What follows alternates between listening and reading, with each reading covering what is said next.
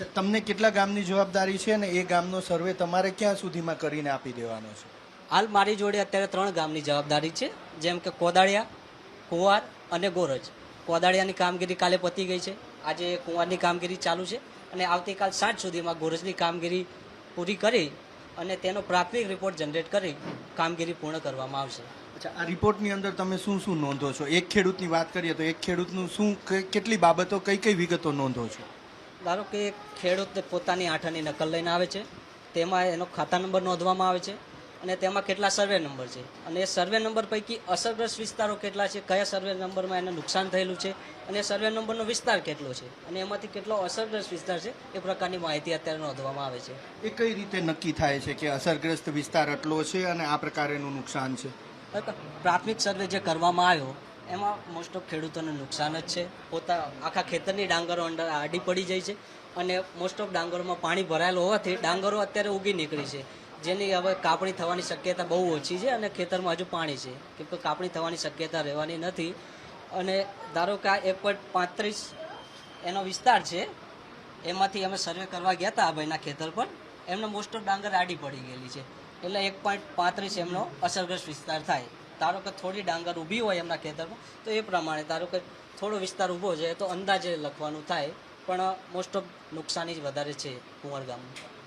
તો પરશુરામ ગ્રામ સેવક છે, એમણે જણાવ્યું. હવે ખેડૂતો સાથે પણ વાત કરી અને જાણવાનો પ્રયાસ કરીશું કે જે પ્રમાણે સરકારે જાહેરાત કરી અને જાહેરાત બાદ જે સર્વેની કામગીરી થઈ છે એમાં એમને નુકસાન કેટલું છે અને જે કામગીરી થઈ રહી છે એ કામગીરીને લઈ અને તે શું માને છે એ પણ જાણવા. તમારે કેટલો સર્વે નંબર કેવડો છે?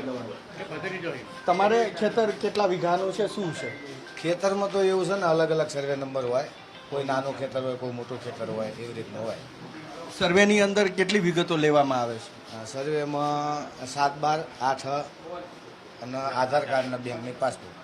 અચ્છા, તમને લાગે છે કે જે પ્રમાણે સર્વે ચાલી રહ્યો છે એમાં વધારે વળતર મળશે અથવા તો પૂરું વળતર મળશે? આપે વધારે વળતર તો સારું, નુકસાન વધારે જ છે.